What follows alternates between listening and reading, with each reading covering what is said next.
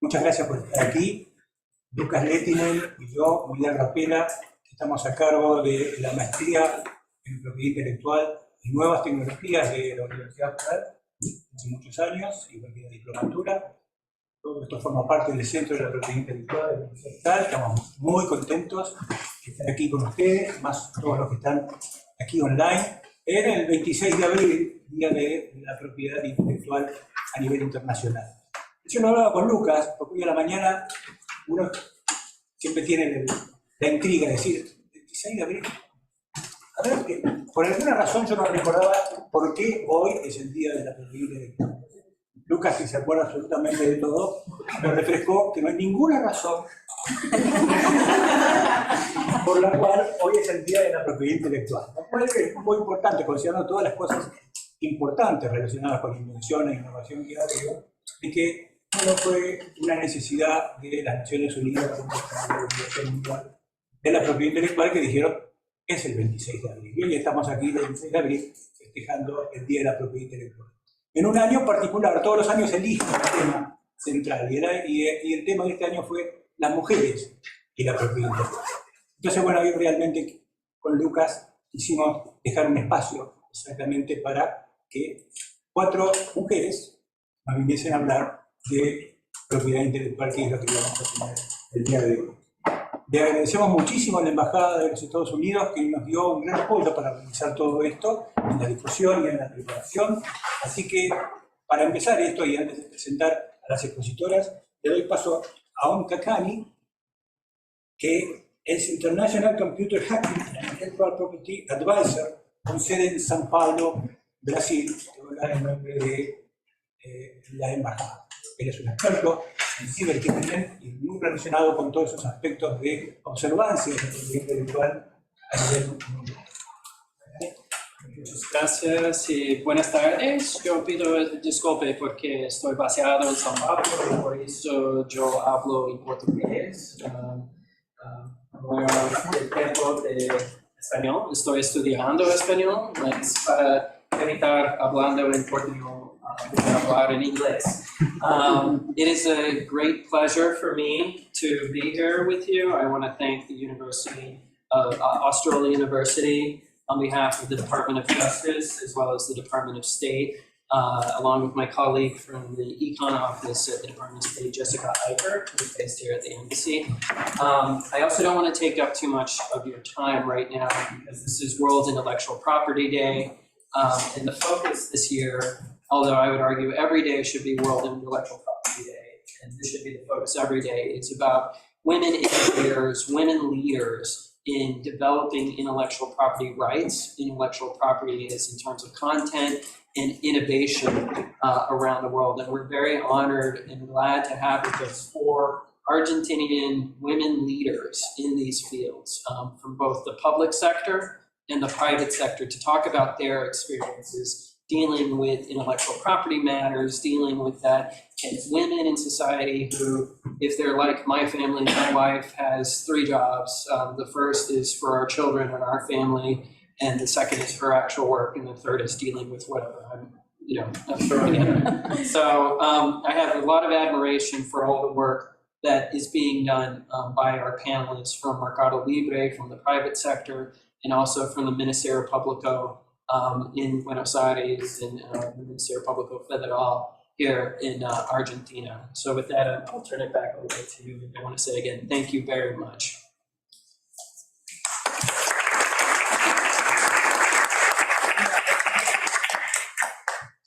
Thank you very much, Mr. Kakani. Thank you for all the help from the Embassy to prepare this webinar. Bueno, todo el resto va a ser en castellano. Los que están en web, viendo online, pueden tener traducción simultánea si lo desean, con solo hacer clic en el botón correspondiente.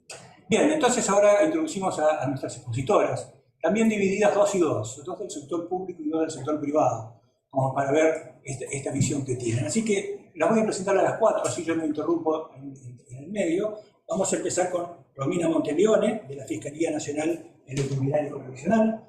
Luego va a continuar Andrea Scanga, fiscal en lo penal contravencional y de falta del Ministerio Público Fiscal de la Ciudad Autónoma de Buenos Aires.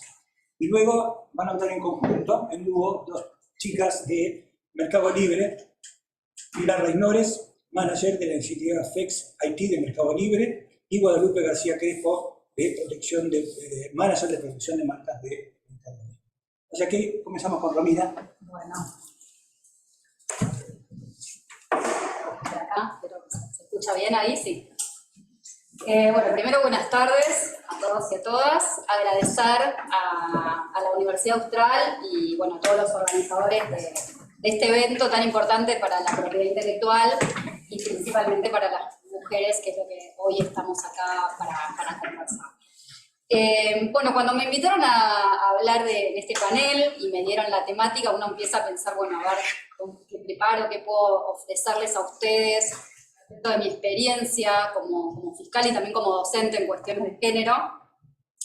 Y ahí lo primero que empecé a pensar es en, digamos, las generaciones anteriores, ¿no?, a nosotras, que se vieron durante tantos años limitadas desde lo legal y desde lo social, ¿no?, para acceder a un montón de carreras que estaban privadas a los hombres. O sea, recordemos que nosotras las mujeres teníamos limitaciones para poder estudiar determinadas carreras universitarias, como vinculadas con la ciencia, con la matemática, ¿no?, con la ingeniería, con la tecnología, porque, bueno, éramos personas que solamente estábamos destinadas a realizar trabajos de cuidado. Por eso estudiábamos carreras, si se nos permitía, vinculadas con esta temática, o carreras educativas, o directamente tareas hogares. Esas fueron las tareas que, digamos, tuvieron nuestras antepasadas. Y también vinculada con limitaciones al momento de querer registrar, ¿no?, alguna obra que hayan creado estas mujeres. O sea, uno puede encontrar un sinnúmero de bibliografía y de historia vinculada con ejemplos de mujeres que creaban una obra. No es que no tenían creatividad, eran creadoras, eran innovadoras, eran diseñadoras, pero tenían una limitación legal, no podían registrarlo. Y hay un sinnúmero de bibliografía, como yo les comenté, a los que les interesa esta temática, en la cual uno puede ver cómo no es que no lo hacían, no creaban, sino que muchas veces que cuando lo hacían desde un lugar de o meras colaboradoras, pero tampoco se podían inscribirlo, o directamente ese registro se efectúa a nombre de un hombre o bajo un seudónimo. Hoy, por suerte, esas limitaciones no tenemos. Hoy las mujeres podemos estudiar la carrera universitaria que querramos. No hay una limitación legal tampoco en cuanto a este tipo de prohibición de registrar algo a nuestro nombre, ¿no? Entonces, uno dice, bueno, ¿cómo a lo largo de los años nuestra sociedad y nuestra legislación, más que nada, se fue emparentando o, digamos, sancionándose leyes con el propósito justamente de lograr esa igualdad que está en las convenciones internacionales, ¿no?, la Convención sobre la Eliminación de todas las formas de discriminación contra la mujer, y obviamente la Convención Belén do Pará, que nos menciona justamente como un propósito el que la mujer viva una vida libre de violencia. Y uno puede decir, bueno, pero ¿por qué habla de violencia? ¿Qué tiene que ver la violencia con la propiedad intelectual? Y ahí sí puedo mencionar situaciones de mi trabajo diario, donde uno puede decir, bueno, a ver, como fiscal, hay muchas investigaciones por infracción a la ley 11723, en las cuales las víctimas sean mujeres. Y yo les puedo contar que desde mi experiencia hay muy pocas, o sea, no está tan emparentado con los casos de denunciantes hombres, y uno ahí se pregunta, bueno, ¿esto por qué sucede? O sea, ¿por qué no hay tantas denuncias de mujeres víctimas por infracción a la ley 11723? ¿Qué pasa? ¿No les copian sus ideas? ¿No exhiben sus obras sin autorización? ¿No reproducen? No, eso sí ocurre. O sea, existe, o sea, son víctimas de infracción a esta ley de propiedad intelectual. Sin embargo, no es la misma cantidad de mujeres que denuncian que lo hacen los hombres. Y ahí es cuando uno pregunta, bueno, ¿y por qué? ¿No? ¿Por qué pasa esto? ¿Por qué las mujeres no salen a defender sus derechos como creadoras de una determinada obra? Y ahí hay un montón uno puede ponerse a hablar acá horas y horas vinculadas con motivos que tienen que ver, creo yo, con falta de información en algunos puntos y también con ciertos permisos que nosotros damos de que nos vulneren nuestros derechos, ¿no? Porque, bueno, así digamos, nacimos y crecimos. Pero para poder contarles un poco qué es lo que yo veo, lo que observo es, por un lado, es una falta de conocimiento de las mujeres en cuanto a desconocer, por ejemplo, que las actuaciones o una denuncia sobre cualquier infracción a la propiedad intelectual son denuncias gratuitas, en las cuales no se requiere ningún tipo de asesoramiento legal ni patrocinio jurídico. Todas las infracciones que están contempladas en la Ley 723 son infracciones que implican la comisión de delitos de acción pública, con lo cual significa que un fiscal o una fiscal tiene la obligación de impulsar esta acción de oficio. Y creo que esta falta de conocimiento quizás también tiene que ver con desconocer que los casos de violación a la propiedad intelectual en los cuales las víctimas son mujeres se enmarcan dentro de lo que se conoce como la Ley de Protección de los Derechos de las Mujeres, que es la Ley 26485. Ustedes saben que es una ley federal, es una ley integral, es una ley que nos obliga como operadores judiciales a investigar y juzgar con perspectiva de género, a la amplitud probatoria en cuanto a los derechos de las mujeres y la prueba que se vaya a producir en ese proceso, y esto muchas veces uno no lo conoce o no lo sabe. Entonces, tiene el imaginario el hecho de que necesito un abogado para poder denunciar que me están robando o están usando una idea mía, una creación, una obra que yo registré. Entonces dejo y permito que esto se siga produciendo, ¿no? ¿Y por qué esto? Y porque cuando uno habla de violencia de género, que es lo que generalmente, o lo que en mayor medida marca esta ley que yo les mencioné antes, que rige en nuestro país desde el año 2009, o sea, hace bastantes años, no es que es una ley nueva, una ley que tiene muchos años ya, se olvida que todo lo que tenga que ver con cualquier hecho que vulnere a una mujer, cualquier derecho que sea vulnerado, es violencia de género. Y cualquier infracción a la ley 11723 que tenga como víctima a una mujer, es violencia económica. Y la violencia económica es violencia de género. Cuando uno habla de violencia de género, a veces se ven caras, acá las leo un poco, que dicen, no, pero la violencia de género no es la violencia física, no es la violencia sexual, no, la violencia de género implica mucho más que la violencia física y la violencia sexual. La violencia económica es un tipo de violencia, también contra las mujeres, y somos nosotras las que tenemos que tratar de denunciar este tipo de hechos para que justamente haya un fiscal o una fiscal que sancione y que cumpla con la obligación del Estado, que es justamente prevenir, sancionar y erradicar todos los hechos en los cuales nosotras podemos tener vulnerados nuestros derechos, ¿sí? Y también hay otro motivo, además de esto del desconocimiento, de no saber que eso es violencia de género, que es con lo que les dije antes, de que ya nacemos a veces con determinadas características que nos fueron impuestas, no es que nacemos y tenemos esas características. Nos fueron impuestas socialmente del permiso, del permitir, del dejar, del tolerar. Entonces ahí, en esta rama también hay muchas mujeres que no denuncian por esto, ¿no? Del tolerar que se copien una obra mía, el tolerar que la usen, el tolerar que la exhiban sin mi autorización. Y esto está mal porque justamente lo que tenemos que impulsar es que las mujeres nos animemos y que nos respeten justamente nuestros derechos, porque los hombres lo hacen. O sea, los hombres, si ven violentado un derecho de propiedad intelectual, lo denuncian. Por eso dije que hay un montón de denuncias vinculadas con la ley 11723, que no pasa lo mismo si la víctima es mujer. Lo que sí yo también observo en este tipo de investigaciones, en cuanto a mi experiencia, para contarles un poco mi experiencia, es que aquellas denuncias que se hacen o aquellos hechos que son investigados en base a estas infracciones, en realidad son denuncias que las mujeres hacen vinculadas con otros hechos de violencia de género, ¿no? Quizás concurren a denunciar a una pareja, a una expareja, a un socio, a un exsocio, a un docente o a un director de una institución educativa o a un jefe, por ejemplo, vinculado con algún otro delito que nosotras pensamos que sí es violencia de género. Por ejemplo, violencia física, violencia psicológica, violencia laboral, violencia sexual. Y en el marco de esa denuncia hay capas que cuentan como por arriba, además, sacar una idea, además registraron algo que hice yo y era mi nombre, lo había creado yo y lo registraron a nombre de otro, o utilizaron para crear una determinada obra algo que estaba registrado para mí. Y ahí volvemos a lo mismo, como que no advierten la importancia que tiene esa protección de derechos. Como que, bueno, cuento este hecho que a mí me parece que es más importante, que quiero que la ley proteja, que el Estado me proteja, y esto lo cuento como al azar. No es que van a la justicia a decir, vengo a reclamar que me protejan este derecho de propiedad intelectual.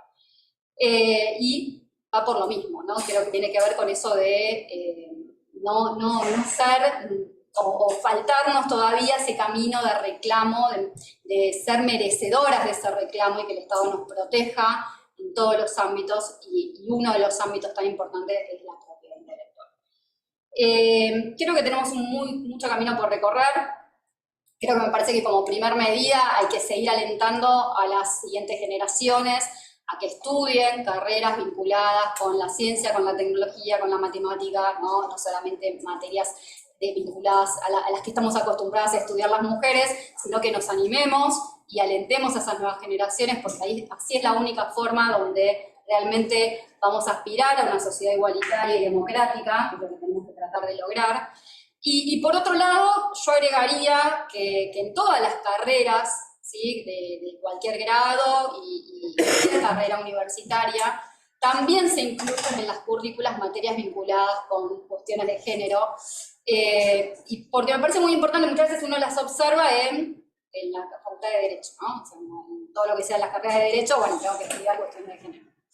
Y no quizás en una carrera como puede ser matemáticas, por ejemplo. ¿Y por qué es importante incluirlo? Porque nosotras tenemos que saber cuáles son nuestros derechos, que tenemos derecho a acceder a la justicia, y que tenemos que justamente reclamar estos derechos y esta protección de derechos. Y de no hacerlo, tenemos que también saber que el Estado ha asumido un compromiso internacional, que es prevenir, erradicar y sancionar todos los tipos de violencia, y que dentro de la violencia se encuentra la violencia económica, y que dentro de esa violencia económica justamente se encuentran todos los hechos que infringen la ley de propiedad intelectual. Espero que les sirva y muchas gracias.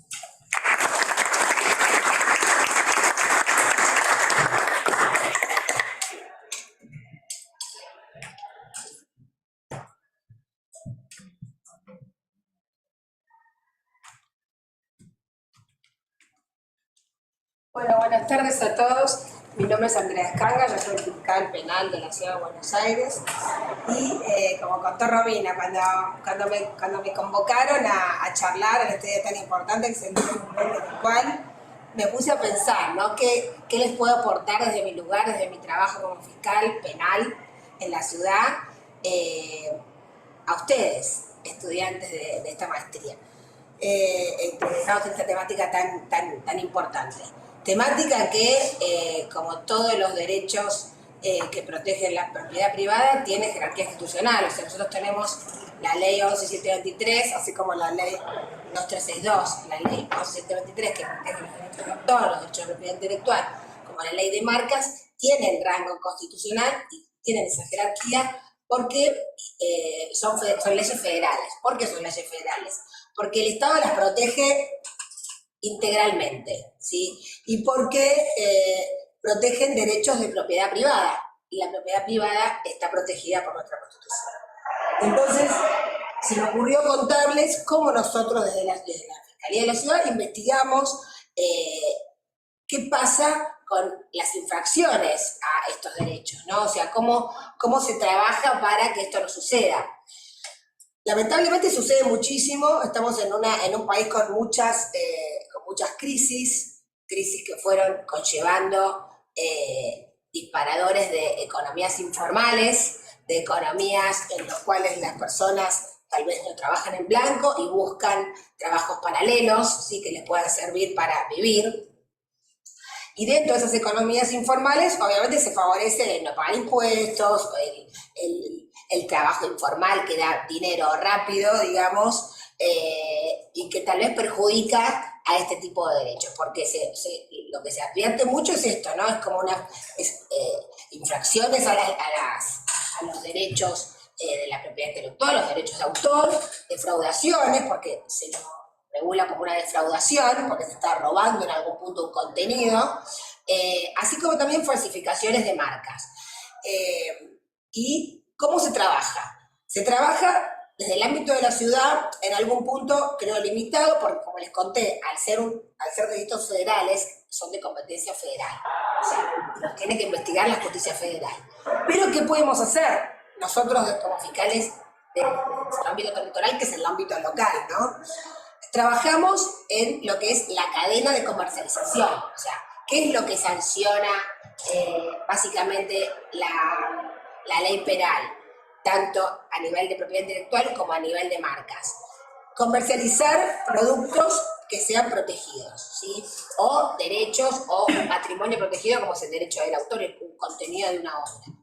Entonces se trabaja tratando de ir identificando cuáles son las cadenas de comercialización, que en principio nuestro trabajo es limitado al, en general, el eslabón más chico de la cadena. Nosotros vamos a buscar a los que venden tal vez en internet un contenido que pertenece a otra persona y que lo copiaron. Se ve mucho por internet ese trabajo, hay muchas denuncias incluso de Mercado Libre, hay patrullajes que hace la policía sobre este tipo de contenidos, ¿sí? Y también de marcas, o sea, se buscan venta de productos falsificados o de obras falsificadas o defraudadas. Entonces, frente a eso se hacen las denuncias y nosotros comenzamos las investigaciones con la policía para identificar cuáles son las personas o que están vendiendo el producto por internet o que están vendiendo la obra o el producto por internet o en la calle para ir a buscarlos. Pero lo cierto es que sí, se hacen los secuestros, se hacen las investigaciones, identificamos a esas personas, pero no dejan de ser el último eslabón, ¿no? Y en general las personas abusadas por el sistema, o sea, suelen ser personas que tal vez, como les decía inicialmente, cayeron en la crisis y cayeron en la necesidad de ir a hacer lo que se puede. Entonces son contratados por grandes asociaciones, asociaciones ilícitas que se dedican a esto, que trabajan con este tipo de personas. Con lo cual, bueno, lo que tratamos de hacer es, obviamente, ir a limpiar eso. O sea, nosotros vamos, identificamos quiénes son los autores de esos hechos o de esas ventas ilegales, sea por internet, sea en las calles, tratamos de identificarlos y secuestrar lo que se esté vendiendo y peritar para determinar que efectivamente esa obra o ese producto no es un producto legal, digamos, no es un producto autorizado. Ahora bien, lo cierto es que al momento de avanzar más arriba nos tenemos que declarar incompetentes porque, como les dije, es un delito de competencia federal. ¿Por qué de competencia federal?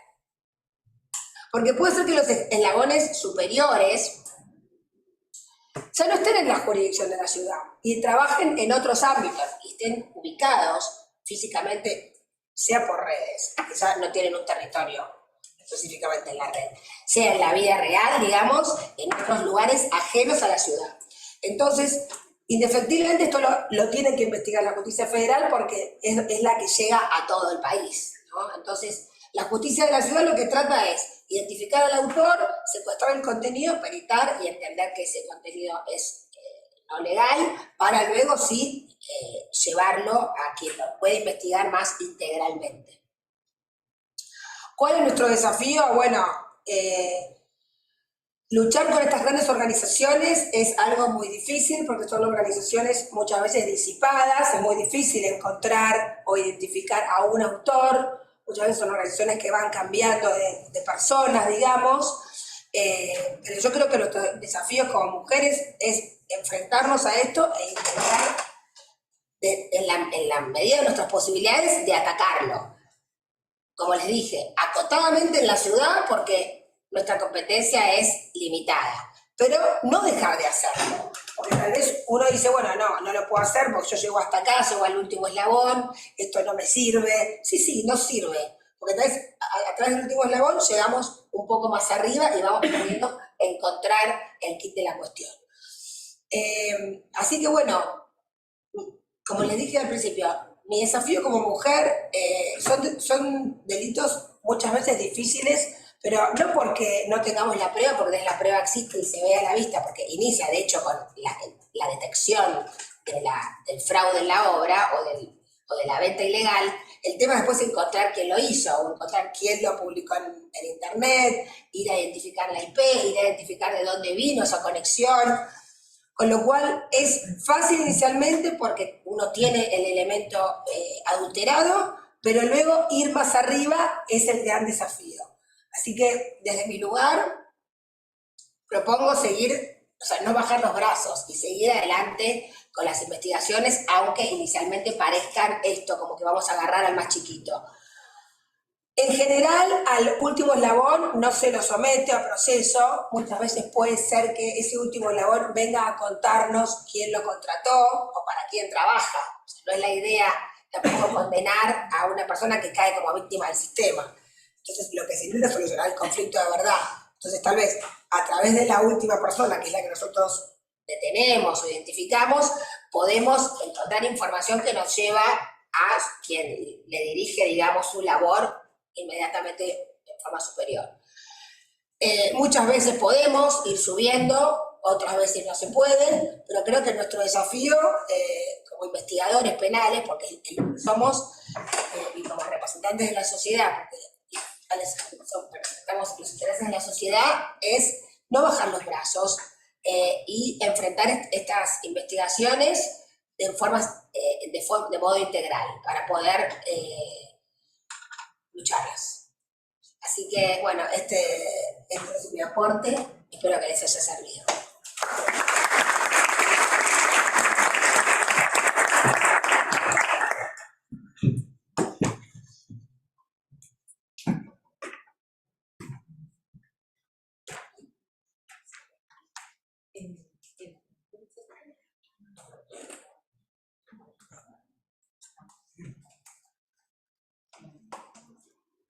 Enfocamos. Para gracias. Perfecto. Bueno, buenas tardes, feliz día, ante todo.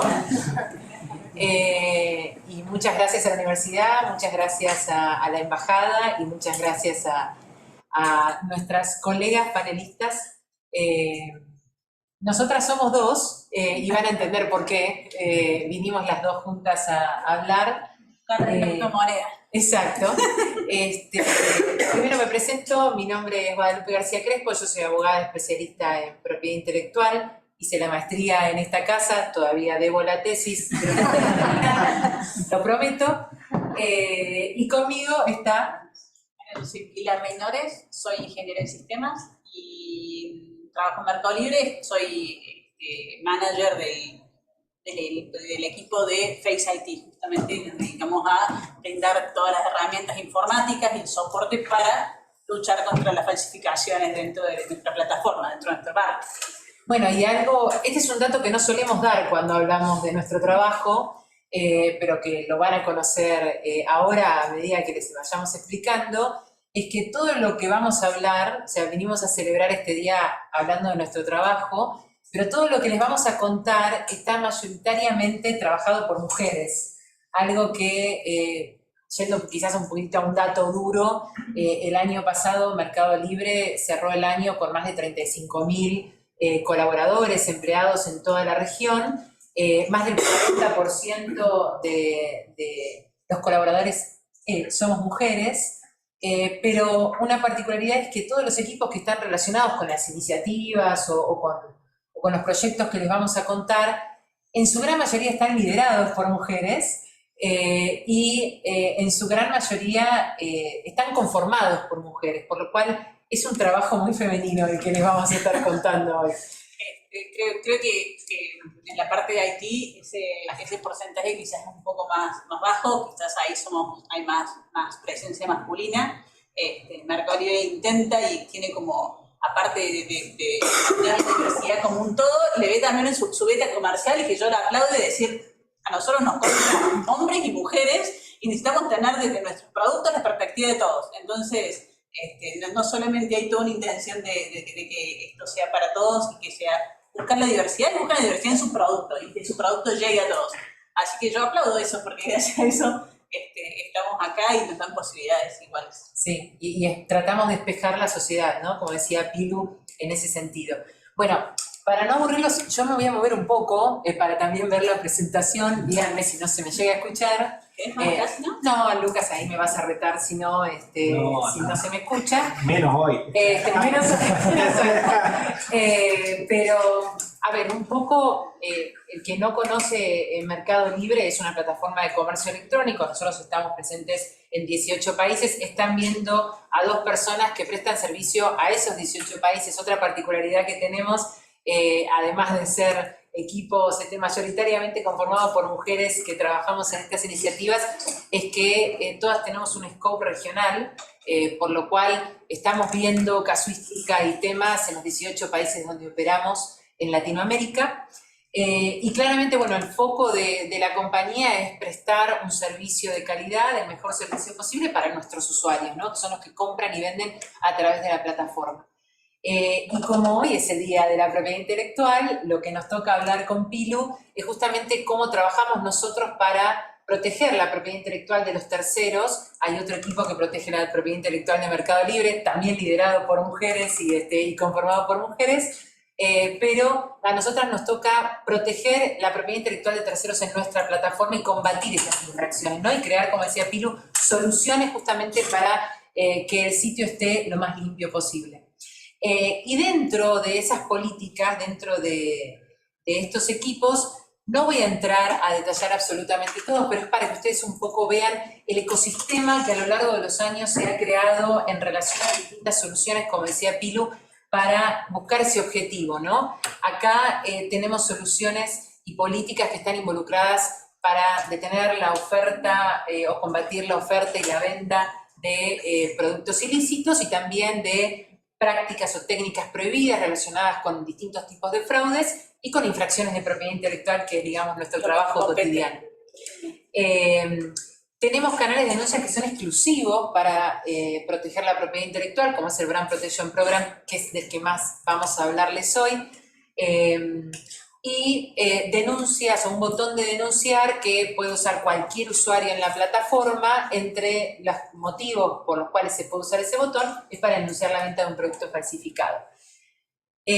Tenemos las detecciones proactivas, ahí la tenemos a Pilu liderando en el equipo. Cuando ella mencionaba fakes, es la forma interna a la cual nosotros le llamamos al proyecto.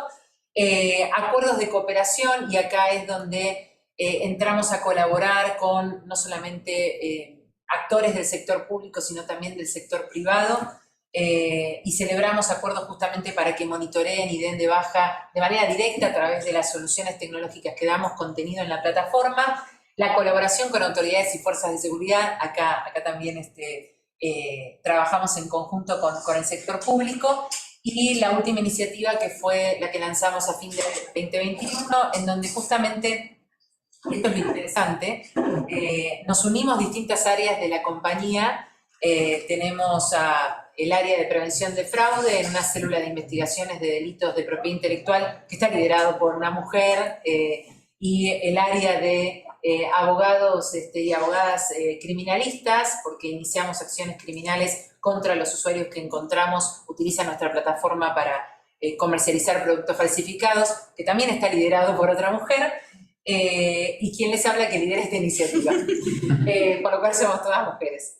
Ahí nos vamos a enfocar, como les decía, en 2, ¿no? Pilu va a hablar un poco más de cómo es su trabajo cotidiano y cuáles son los desafíos que tiene en cuanto a detecciones proactivas. Ahora les vamos a explicar a qué nos referimos con detecciones proactivas.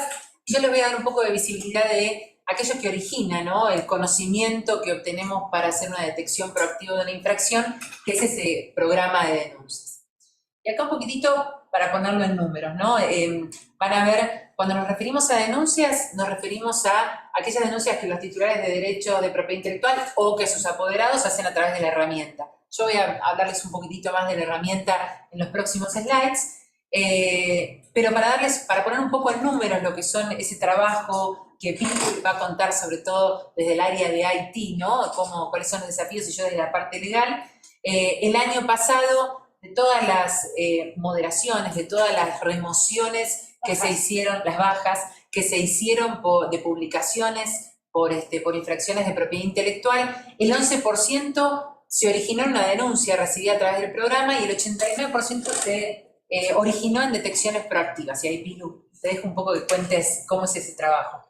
Bueno, primero decir que nosotros necesitamos y partimos de las denuncias, ¿no? Nosotros no sabemos detectar productos falsificados, no sabemos cómo saber que unas zapatillas son falsificadas, qué características tiene, o cómo son. Entonces, nuestro trabajo, el primer eslabón es la denuncia, esa es nuestra materia prima, digamos, de ahí partimos. Y lo que buscamos después es, mediante distintos componentes tecnológicos, replicar eso y salir a buscar proactivamente, por eso se llama detección proactiva, todas esas o publicaciones similares o que cometen en la misma infracción o que tienen el mismo producto. Tecnologías distintas, la que quizás nos ayuda más y nos ha dado más valor son tecnologías de Machine Learning, donde se entrenan sistemas donde se les brindan set de datos con información de esto es un falsificado, esto no es un falsificado, y el sistema sale a buscar patrones similares en las publicaciones. Usamos toda información de la publicación, el título, cómo describe el producto, la ficha técnica, el precio que le pone, y después últimamente estamos usando mucho también el feedback que nos da el comprador, ¿no? En las preguntas y cómo le responden, cómo clasifica, qué comentarios da del producto, si reclama o no reclama. Bueno, toda esa información vamos tomando y estudiando para tratar de buscar proactivamente todos estos productos fakes, que son un montón. Imagínense en los 18 países con tipologías distintas, con formatos distintos, con lenguaje distinto, con formas de hablarlo distinto. Así que es sumamente desafiante, como les digo, lo mayor que tenemos es Machine Learning, tecnologías de Machine Learning. Después tenemos quizás productos reales más simples, donde buscamos palabras simples, copia, réplica, símil, tipo, ¿no? Y ahí vamos a buscar y bajar como cosas más simples. Y después, bueno, pedidos ad hoc que venimos y investigamos, con mucha conversación con las marcas que nos van enseñando y nos dicen, bueno, Crocs si tiene el cocodrilo de esta forma, o Levi's si tiene el etiquete, y bueno, vamos tratando de aprender y viendo cómo podemos ir tomando esos aprendizajes para ir a buscar y ser proactivos en estas detecciones. Y como nuestro objetivo es que el cliente compre seguro, ¿no? Que compre lo que quiere comprar y que no se lleve un chasco cuando recibe el producto y no es realmente de la calidad o de lo que estaba buscando. Sí, y en el diseño de todo lo que cuenta Pilu, además ahí en el slide van a ver que hablamos del sistema de sanciones, o sea, para los que son vendedores que reinciden en las infracciones después de denuncias o detecciones proactivas, tenemos un sistema de sanciones justamente para, en un proceso de educación, hacerles un llamado de atención o suspenderlos, eventualmente cuando no son rehabilitables, por decirlo así, restringirles la cuenta para que no sigan vendiendo en la plataforma. Y todo... Lamentablemente vemos mucho desconocimiento, ¿no? Tenemos gente que lo hace sin intención y organizaciones, pero hay mucha gente que lo hace sin saberlo, ¿no? No saben que no pueden decir tipo esto, o que no pueden poner un personaje o hacer una torta con un personaje que no son ellos. Entonces, hay mucho desconocimiento. Entonces, buscamos mucho eso, llegar con mensajes claros, educar y darle chances. Ponerle como frenos, nosotros le llamamos strikes, donde le vamos diciendo strike 1 hasta que llega y bueno, ya lo bajamos de la plataforma, que no es lo que queremos, porque nosotros buscamos vender, ¿no? Y estamos sacando una persona que nos da ventas, pero queremos que vendan bien, que vendan productos que pueden vender.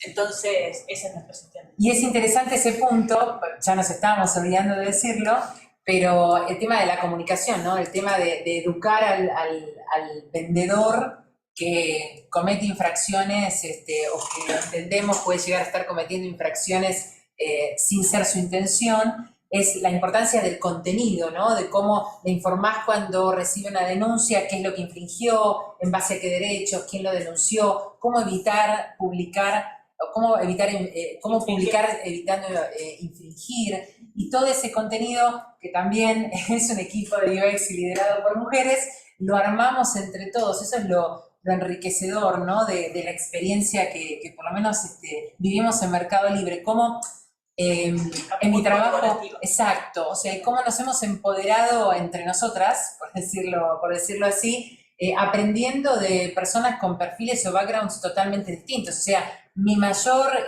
cuota del día cuando trabajo no la comparto con otros abogados, la comparto con Pilu, pobrecita ella, no sé si estará muy contenta. y con otras líderes de equipos de distintos perfiles, en donde todas colaboramos justamente para la construcción de esto que ustedes ven.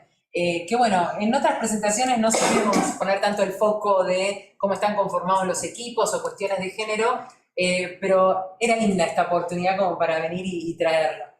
Bueno, digo, es conformar un producto, ¿no? Cada uno con su pata, con su conocimiento, con su expertise, y entre todos armar un producto que cierre y que cumpla la misión de expresar, de dar el contenido, que se entienda lo que estamos haciendo, y después, bueno, que proteja y que cuide al seller, ¿no? Al buyer, al que compra. El seller también. Y al seller también. Bueno, y entonces un poco pasando a ese insumo que Pilu contaba, ¿no? O sea, cómo ella puede diseñar o pensar soluciones y también desafiarnos a nosotros en cuanto a cómo acompañar esas soluciones y cómo darle ese marco legal. Ese insumo es esta denuncia, este titular de derechos, este apoderado que representa un titular de derechos y actúa en el programa y monitorea el sitio y denuncia, ¿no? El programa, para los que no lo conocen, es un programa que tiene más de 20 años. Empezó siendo muy autorregulado porque en la región, en Latinoamérica, hace más de 20 años no habían normas, ¿no? Vinieron 10 años después, con Brasil, con Chile, con Paraguay, bueno, hace muy poquitito con México, en donde recién en México teníamos, ¿no? la primera regulación de un procedimiento fuera de la justicia, un procedimiento administrativo para denuncia y remoción de contenidos, pero eso también fue lo enriquecedor de este programa, que se fue construyendo a medida del aprendizaje de nuestras experiencias y de cómo mejorarlo día a día. El programa tiene, y eso es un desafío muy interesante, la posibilidad de denunciar cualquier tipo de infracción a cualquier tipo de derechos que pueda estar en un portfolio de un titular.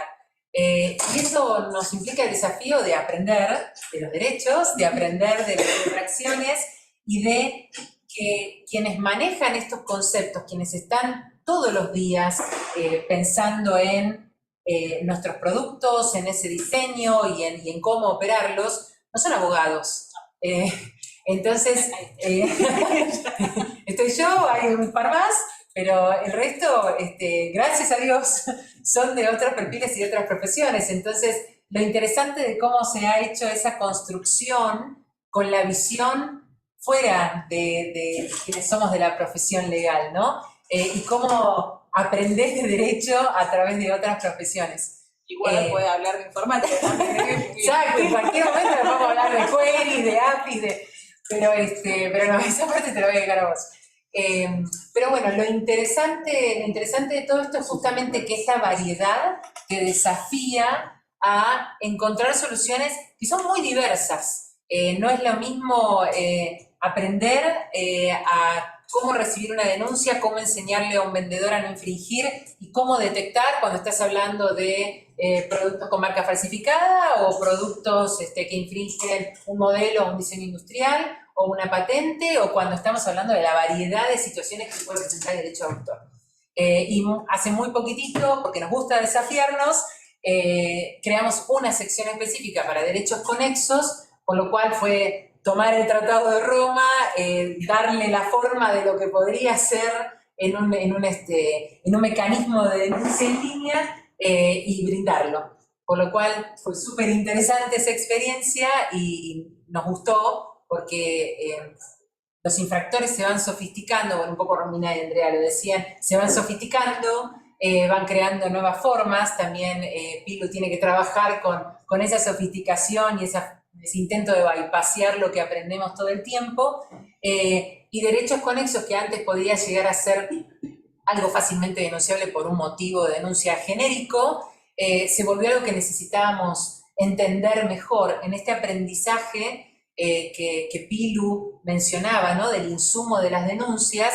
Cuanto más específica es la información que nosotros tenemos de una denuncia, y no le podemos pedir a quien denuncia que nos escriba un escrito explicándonos la infracción, tenemos que intentar darle las herramientas para que rápidamente denuncie y nosotros aprendamos, mejores somos nosotros detectando, entendiendo la infracción. Entonces, esa parte de derechos conexos nos ha servido muchísimo para introducirnos en el mundo de otras infracciones más específicas. Y acá las marcas pasan a ser nuestros clientes también, ¿no? O sea, nosotros necesitamos de ellos, entonces tenemos que vender una herramienta que sea intuitiva, que sea rápida, que les permita hacer lo que tienen que hacer, porque si no, no nos van a venir a ayudar en esto. Entonces, para nosotros es fundamental esta herramienta y le ponemos mucho foco y mejoras constantes para que eso sea una herramienta bien usada, o sea, que no se mal use, que a veces lamentablemente tenemos mal uso de la herramienta, bien usada y que le sirva y que sea ágil, porque nosotros de ahí aprendemos.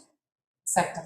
Bueno, en cuestión de herramienta y de desarrollo, que vamos a poder decirlo mucho mejor que yo, el programa evolucionó bastante. Les decíamos que la plataforma es regional, por lo cual teníamos que pensar en facilitarle a aquellos que tenían un portfolio regional, por lo cual fue todo un desarrollo el tema de crear cuentas regionales, cuando Mercado Libre como marketplace no opera así, o sea, son todos sitios locales, los grupos son locales, no se permiten esas operaciones transfronterizas. Nosotros teníamos que pensar en universalizar nuestras políticas y nuestras soluciones para que estuvieran al alcance de todos en la región y desde un solo lugar. Para facilitar esa denuncia, si no era muy complejo tener que pensar que tengan que hacerlo en distintas instancias, primero en Argentina, después en México, después en los países. Y para terminar, y no para aburrirlos mucho, es un poco cómo funciona esto de lo cual nosotros sacamos el insumo. Cuando hablamos de denuncia, ¿de qué hablamos? Y acá es un programa en el cual funciona como un programa de membresías, se acredita una sola vez la titularidad, la vigencia del derecho, los poderes, si son apoderados los que actúan, y eso queda guardado en una cuenta. No sé si está bien dicho guardado en una cuenta, pero me parece que queda está almacenado. Queda almacenado. Y en ese sentido, después lo que tiene que hacer es loguearse a una cuenta específica, no es la cuenta que se usa para comprar y vender, una cuenta específica que es exclusiva para denunciar. Un titular de derechos o su apoderado hace la búsqueda en cualquiera de los sitios, detecta la publicación o las publicaciones, se puede también denunciar lo que se llama a granel o in bulk en algunos derechos, y denuncia la publicación. Y en ese momento se pausa. Se le informa al vendedor que fue denunciado, que su publicación no va a estar activa hasta tanto no se resuelva esta situación. Son 4 días corridos los que tiene el vendedor para apelar, en ese sentido, usando las palabras un poco de la última normativa de la Unión Europea, la Digital Service Act, para apelar esa decisión y presentar su descargo, su counter notice.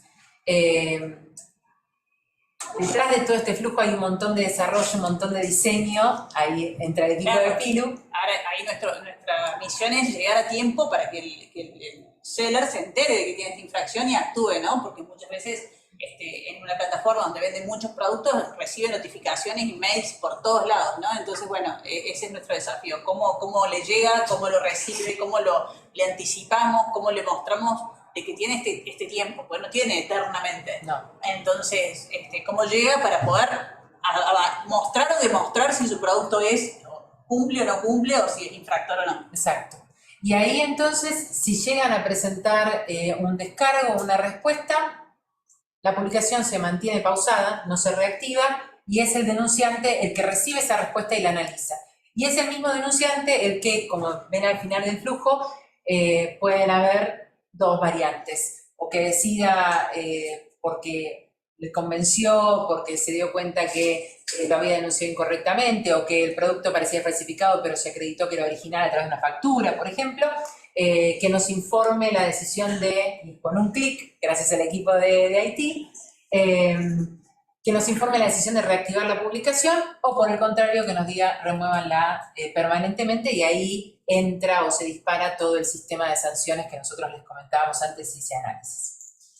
Pilu, ¿algo para agregar? No, clarísimo. Evidentemente que si el vendedor no responde en esos 4 días, la publicación ya queda permanentemente abajo, da de baja de la plataforma, y si la marca no analiza en sus otros 4 días, se reactiva, ¿no? O sea, pero bueno, todo el tiempo es esto, ¿no? Como tenemos otro tipo de infracciones donde les permitimos la modificación en línea, ¿no? Por ejemplo, o sea, en vez de ir a bajarle, la pausamos, pero le permitimos que lo corrija, que cambie las fotos, por ejemplo, si está usando fotos que no tiene derechos para utilizar, etcétera.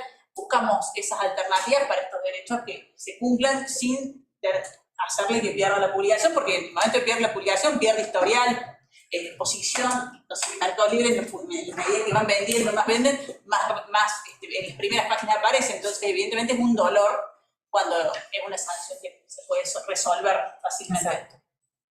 Bueno, y de nuestro lado, muchas gracias.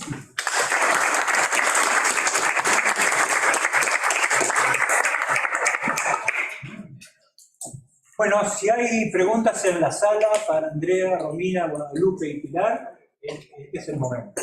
Otro aquí para contestar alguna inquietud que tengan ustedes. Tengo una duda. Voy a hablar en inglés. But as we've heard about the importance of intellectual property to identify victims in society, to counteract things like domestic violence or violence against women, because sometimes you have people who are both victims and being victimized. And looking at how, I think this helps exemplify why intellectual property protection is broader than it might be considered, right? You might identify other victims, you identify opportunities for people that are otherwise without opportunities to advance economically in building a career paths. And I think one of the examples is the work that Pilar has done in developing the algorithms used by Mercado Libre, which is, I have no idea how to do that. So I think that's really amazing.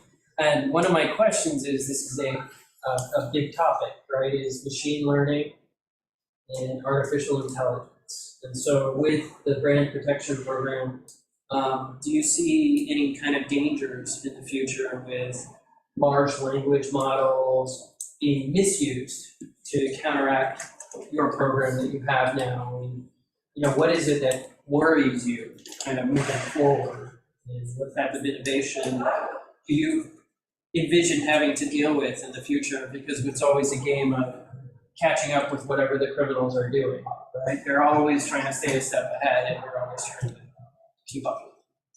Sí, tal cual. Todo el tiempo, lo que decía un poco Guada, ¿no? Se reinventan y buscan cómo bypassarnos, sobre todo buscamos la forma de que la sanción o identificar no solamente el producto, sino a los sellers que son infractores, ¿no? Estamos muy buscando todo el tiempo eso, cómo mejorar nuestros algoritmos, y cada vez se nos dificulta más, cada vez se nos hace más difícil porque son cuestiones que a veces, estamos ahora usando tecnologías en la imagen para detectar logos, y porque publican de una forma que, por ejemplo, no dicen que es una zapatilla Nike hasta que no ves la foto, y en la foto lo ves, pero hay que verlo. Entonces empezamos a usar tecnologías que buscan logos y marcas en las imágenes para poder identificar estas falsificaciones. Bueno, y así vamos creciendo y vamos viendo las oportunidades que nos da la tecnología para avanzar en esta forma de detección.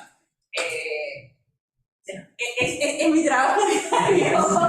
Sí, y ahí para complementar lo que dice Pilu, es por eso que cuando hablábamos de este ecosistema de soluciones, perdón, le estoy dando la espalda a esto, hablábamos de cómo estamos también desarrollando iniciativas que son colaborativas, ¿no? Porque justamente hay un limitado conocimiento que una plataforma puede tener por sí sola, y Pilu lo menciona muy bien, y son ese trabajo, ese input, esos insights de los titulares de derechos que conocen mucho mejor sus derechos y sus productos, los que nos sirven a nosotros. En realidad, y esto no es para desmerecer la tecnología es súper importante, y los avances como los que comenta Pilu nos hacen estar lo más cerca posible de combatir estas infracciones. Pero la verdad es que no son una solución mágica. La tecnología necesita información, y esa información se obtiene por la colaboración de las personas. Por lo cual, nada, por eso habrán visto que en los últimos estadios de este ecosistema lo que evolucionamos fue a estas iniciativas que son más colaborativas, en donde obtenés mucha más información que aquellas que podés obtener de una denuncia. Aparte de la denuncia por sí sola no nos dicen muchas cosas, entonces siempre, gracias al contacto con las marcas, estamos capacitándonos y buscando formas de entender cómo es la falsificación en ciertos productos, que no es igual en todos, ¿no? Perdón, ¿tienen algún sistema para detectar productos que están puestos en el mercado, pero el titular de la patente es otra persona? Ahí lo puedo contestar, no. La verdad es que en patentes, entender si la titularidad de una patente es otra. Nosotros no tenemos cruce, además de que no todas las oficinas de marca tienen base de datos públicas, no tenemos cruce para validar quién es titular de un derecho. Por eso está, digamos, el programa que permite al titular de la patente, que es el que puede entender por la descripción de una publicación si está realmente siendo vulnerada su invención, por denunciarlo. No, quería saber si habían inventado algo. Por ahora, toma nota. ¿Por allá había una pregunta? ¿No? Yo tengo una pregunta para Pilar, a ver, también, te estamos matando, ¿no? ¿Cómo sentís vos que está hoy el ámbito de la ciencia y la incursión de las mujeres en la ciencia? Te pregunto esto porque me acuerdo en su momento, bueno, no sé, investigando temas de género y propiedad intelectual, que son dos cosas que a priori no tienen nada que ver, pero tienen mucho que ver. Y una de las cosas que encontré, por ejemplo, es que cuando se estrenó la serie de los X-Files, hubo una tendencia brutal por la cual las mujeres empezaron a anotarse en carreras de ciencias duras porque Scully, que es una de las personajes principales, era médica.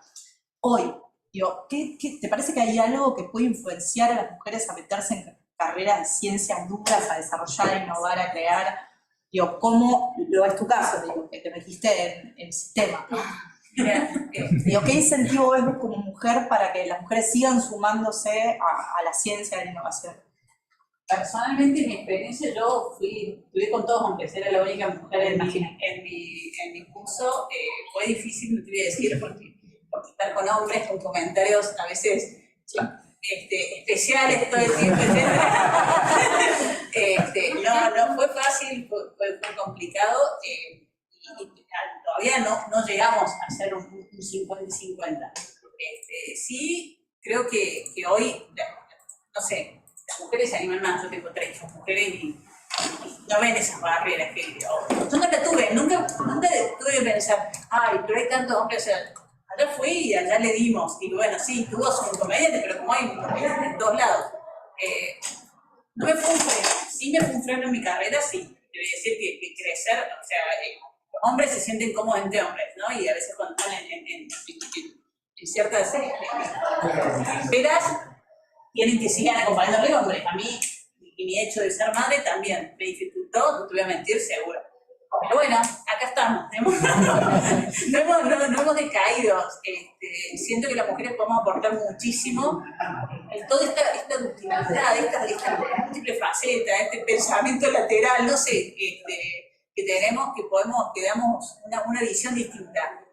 Nos complementamos fantástico. Yo tengo equipos, muchas mujeres, creo que aporto la venta femenina a mi jefe, etcétera. Pero yo creo que podemos lograr muy bien y generamos equipos a eso es lo otro que tenemos. Solemos generar equipos muy lindos, o sea, generamos ambientes de trabajo muy cómodos, generamos mucha participación, se tratan muy naturalmente. Así que yo lo veo que realmente crece la presencia de las mujeres en los equipos de IT, generan un ida y vuelta distinto. Y a las chicas más jóvenes, por ejemplo, ¿hay algo que les atraiga particularmente de lo que puede llegar a ser un equipo de IT hoy? Digo, ¿cómo se va con las generaciones que están entrando? Sé que hay muchas, no sé qué les atrae. Yo te puedo decir que me trae a mí, o sea, yo siempre quise ser no sé por qué, pero siempre lo quise ser. ¿Qué les atrae? No sé, no te puedo contestar porque no estoy en ellas, pero creo que hoy hay muchas más posibilidades. A mí me gustaba, la creatividad, lo que uno puede crear aunque no parezca, pero uno crea, todo el tiempo está inventando y está creando, es fabuloso. Y solución. Mira que he estado antes en el ámbito de la salud, yo me enamoré de cada uno de mis proyectos. O sea, realmente me apasiona lo que hago. Y termino hablando ahora con abogados, y en su momento fue con médicos, y la informática médica es fabulosa. Nos permite hacer de todo. La informática nos permite meternos en todo y podemos hacer de todo. ¿Alguna otra pregunta? ¿Consulta? ¿Estamos callados? ¿No? ¿O quedó No, muy no es claro? pregunta, es comentario Bien. para las chicas de Mercado Libre. Tuve la oportunidad de usar la herramienta en defensa de los derechos del cliente. La verdad que quería dar feedback que es sumamente amigable, sumamente efectiva. Así que todo lo que dicen que hacen atrás de la herramienta, la verdad se ve y se agradece. Y la verdad, Pilar, Pilar, ¿no? Sí.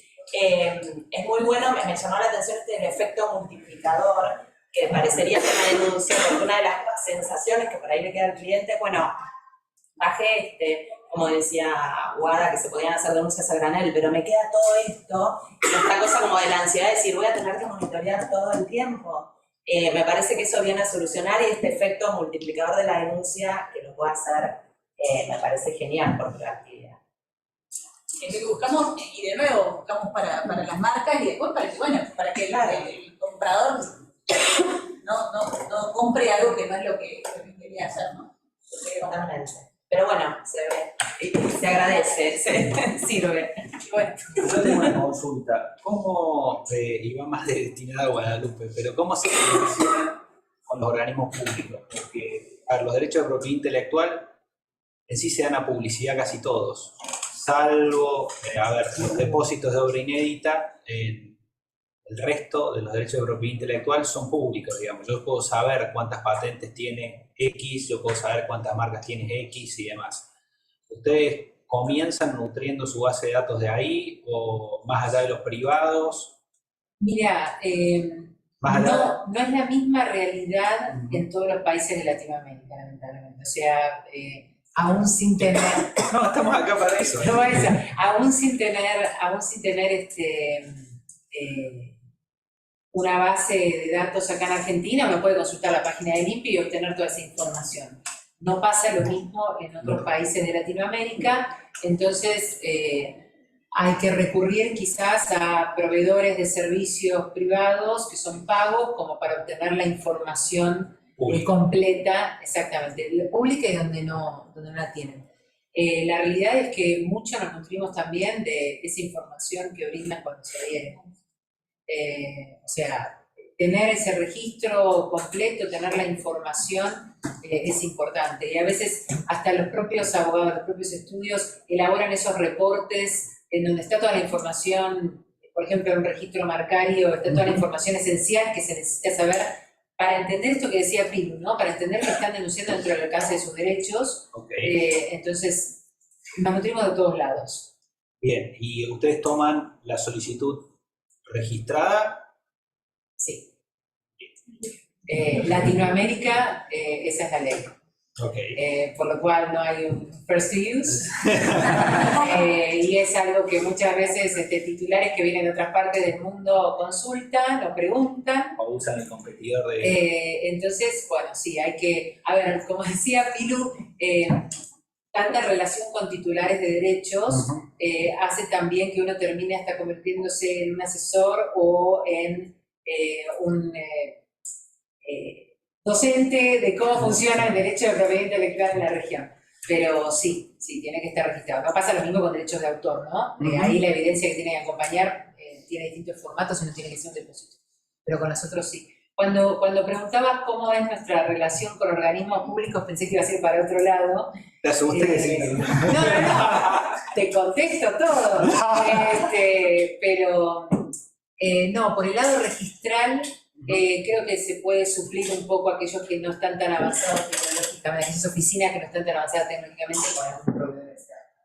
Ok. Bien, está bien, sí. No voy a indagar más. ¿Alguna otra pregunta, alguna otra consulta? Los que están conectados tienen alguna pregunta que formular, alguna consulta, la pueden hacer vía el chat. No hay ningún problema.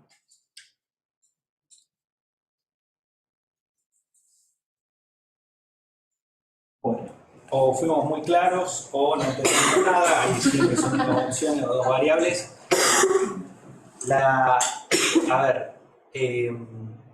Creo que en parte la ONFI, como decía Miguel, desde el 2000 estableció justamente hacer foco en cada una de las materias a las cuales llega la propiedad intelectual. La propiedad intelectual es un motor de otros derechos, es una herramienta que genera innovación y que nos dio la muestra más ferviente de innovación, no solamente justamente en nuestra actividad, en la actividad pública o en la actividad privada, sino también gracias a la propiedad intelectual tuvimos una respuesta en la pandemia. En 10 meses se desarrolló una vacuna y casualmente, y tomo eso porque de allí se puede hacer un hilo con el tema que trata hoy la OMPI. La OMPI elige a mujeres y propiedad intelectual como tema o como lema porque de distintos estudios, de distintas métricas que ellos establecen, se ve que hay lo que un poco, repasando la charla, decía Romina al principio, hay mujeres que trabajan en equipos de investigación, en equipos de desarrollo, en equipos de gestión, y no son reconocidas, o tienen los mismos problemas que Pilar, que se encuentra que son 20 y Pilar es la 21 en un aula, y hace falta justamente formarse y desarrollarse y abrirse. A diferencia de las oficinas públicas que no guardan todos los registros, esto va por mi cuenta, no por la austral, ni tampoco por la embajada, y además hay que mantener las relaciones diplomáticas. La realidad es que América Latina, en comparación con Europa, en comparación con el mundo anglosajón y Asia, es la región que más registra en el contexto, la región que más registra participación de mujeres inventoras y desarrolladoras de innovación. Y le decía que le iba a atar con lo de la vacuna y demás, porque las dos industrias que más se desarrollan o que más participación tienen de mujeres son las industrias más complejas de todo el ecosistema de propiedad intelectual. En realidad son tres, las que han crecido muy importante, de forma significativa y exponencial en Latinoamérica, y de participación de mujeres y gestionando. Mercado Libre y el sector de software, si lo podemos decir, es una de ellas. Latinoamérica es ejemplo de ello, Argentina particularmente. Nos va mal con las monedas extranjeras, pero sí tenemos la posibilidad de generar 13 unicornios, hoy según la cotización bursátil son 12, pero más allá de esa cuestión, tenemos también la posibilidad justamente de ver que en América Latina y en toda la región y en otras industrias más complejas son la biotecnológica y la farmacéutica. Argentina, y hoy justamente es el mes de abril, como decía nuestro decano en la fiesta de graduación de la maestría, hoy se cumplen 170 años en Argentina, en realidad el 20 de abril se cumplieron 170 años de que los constitucionalistas, encabezados por un santiagueño, todos los que son argentinos en la sala saben lo que se dice de los santiagueños, terminaron de escribir el proyecto de la Constitución Nacional, el cual estaba listo en 1853. Ese proyecto incluía y incluyó en sus sucesivos desarrollos los derechos de propiedad intelectual. Argentina fue el país más avanzado en tener una ley de patentes en América Latina, fue el país más avanzado en tener una ley de derecho de autor, y fue el país más avanzado justamente en interpretar la tecnología. De hecho, los primeros ensayos y algunas cuestiones de industria farmacéutica e industria biotecnológica se hicieron aquí, y en la nueva ola, los hijos de la última crisis que tuvimos en el 2001, se sumaron justamente a hacer empresas tecnológicas. Eso da muestras de que esto, lejos de lo que se cree, la propiedad intelectual impulsa la innovación. Aquí no es casual que solo seamos 1, 2, 3, 4, te cuento 5 hombres en una sala llena de mujeres, y en las cuales hemos visto 4 exponentes de personas que lideran desde el sector público y del sector privado la investigación, que voy a complementar un poco lo que decía la segunda panelista. No es fácil a veces investigar cuestiones de falsificación y demás. En mi experiencia en el Departamento de Justicia de Estados Unidos, alguien que trabajó en el FBI me decía que lo primero más difícil eran los delitos de narcotráfico y lo segundo más complicado desde el punto de vista de la gestión comercial y las cuestiones oscuras que pasan detrás son los delitos de propiedad intelectual. Y en eso, a ver, lo que quiero señalar es que es importante destacar el rol, y es un rol que hoy en América Latina nos muestra con tasas de crecimiento y de actuación de las mujeres. Nuestro rol como universidad y nuestra experiencia como maestría es que año a año el 60% de nuestros cursos lo integran mujeres. Entonces eso muestra que va a ser una industria en la cual ustedes tienen que dialogar, va a ser una industria en la cual ustedes van a ocupar roles de posición y roles de liderazgo. Queremos dar este espacio, queremos contribuir a la temática y queremos justamente que, bueno, disfrutemos hoy de este día, pero también no dejemos de pensar la potencialidad y que en cada una de ustedes, las que están aquí presentes o las que nos escuchan, tenemos la posibilidad justamente de crecer y de crecer en innovación y aportar al bienestar de todos. Así que, bueno, feliz día, felicitaciones.